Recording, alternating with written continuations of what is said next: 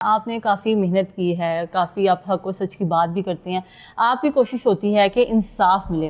ابھی جو تحریک انصاف کے ساتھ سارا معاملہ چل رہا ہے، کیا کہتے ہیں انصاف مل پائے گا؟ کس طرف معاملات بیٹھتے ہیں؟ دیکھیں، اللہ پر ہمیں تو یقین ہے کہ اللہ تعالیٰ کے نظام میں دیر ضرور ہو سکتی ہے لیکن اندھیر نہیں ہے جی، اس لیے کہ کفر کی تو ریاست پھر چل جاتی ہے، بے انصافی کی ریاست نہیں چل سکتی ہے۔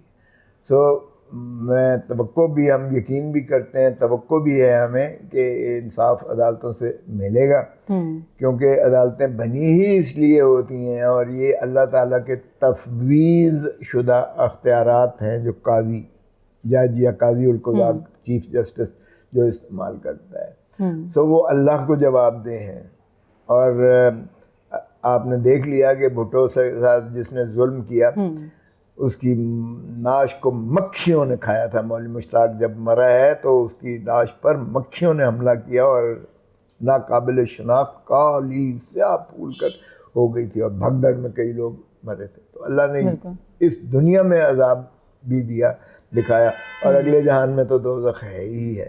تو جو بھی دھرتی ماں کے ساتھ یا انصاف کے ترازو کو جو ہے وہ بے ایمانی کی بنیاد پر، دیکھیں قاضی جو ہے نااہل ہوگا تو بھی دوزخ میں جائے گا، اگر بے ایمانی سے جو ہے یا کسی بیرونی اثرات کے تابع جو ہے کوئی فیصلہ کرے گا وہ بھی دوزخ میں جائے گا۔ صرف ایک ہی قاضی جو ہے وہ جنت کا حقدار ہوگا اور اس صراط مستقیم اس پہ سے باریک دھارے سے گزرے گا جو اللہ کی رسی کو مضبوطی سے تھامے گا اور بلا خوف و خطر انصاف کرے گا۔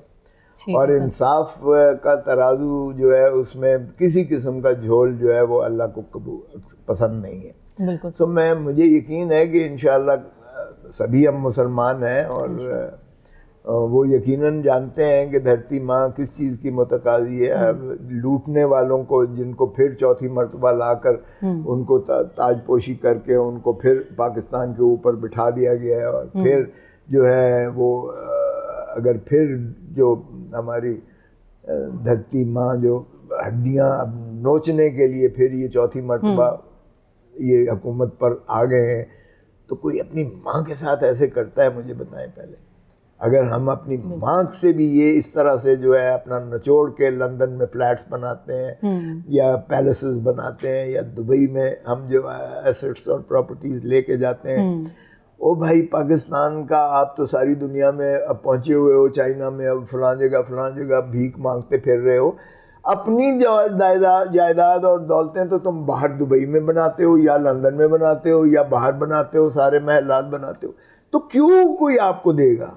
آپ اپنی دولت تو اپنے ملک پر صرف کرو۔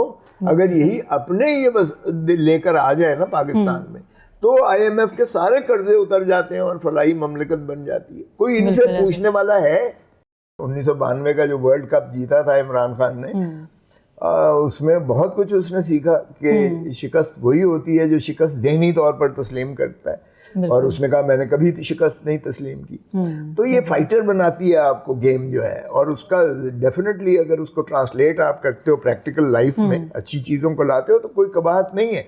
کیا معاملات ہیں؟ کب تک اس طرح چلے گا؟ اس طرح تو ہم اور بیک سٹیپ نہیں ہوتے چلے جائیں گے؟ تو ہو رہا ہے نا، یہی ہو رہا ہے، ہم ایک سٹیپ آگے لیتے ہیں 10 سٹیپ پیچھے لے رہے ہیں۔ تو یہی پاکستان کا المیہ ہے، یہی جب تک آپ میرٹ پر نہیں دیں گے اور مینڈیٹ لوگوں کا تسلیم نہیں کریں گے، لوگوں کو اونرشپ نہیں دیں گے، تب تک آپ انحطاطی کی طرف آپ کا جو ہے آپ تنزلی کی طرف ہی دھکیلے چلے جائیں۔ اب آپ دیکھیں کہ ان 2 سالوں میں 50% تو آپ کے لوگ غربت کی دہلیز سے پہلے چلے گئے، 1 کروڑ اور جو ہے غربت کی دہلیز سے نیچے چلا گیا، 3 کروڑ آپ کا بچہ جو ہے وہ اسکولوں میں نہیں جا رہا ہے۔ آپ کی اکانومی کا عالم یہ ہے کہ آج جو بچہ پیدا ہو رہا ہے وہ 3 لاکھ روپے مقروض قرضے کے نیچے آپ کا بچہ آج پیدا ہو رہا ہے۔ آپ کہہ رہے ہو کہ جتنا کہ جی ہم اتنا کلیکشن آف ٹیکسز کریں گے، یار خدا کا خوف کرو، بھکاری بنا دیا ہے پاکستان کو، اور کتنا ظلم کرو گے؟ جی ناظرین، کھوسا صاحب ہمارے ساتھ موجود تھے اور انہوں نے کافی باتیں بتائیں ہمیں، اور کیسز کے حوالے سے بھی کافی بات چیت کی گئی۔ ان کا یہی کہنا تھا کہ آئین کی پاسداری بہت ضروری ہے، اور رہی عمران خان صاحب کی بات، ان کا یہی کہنا ہے کہ کوئی ڈیل نہیں ہوگی، نہ وہ باہر جائیں گے، یہیں پر رہیں گے اور عوام کے ساتھ رہیں گے اور انصاف ضرور ہوگا۔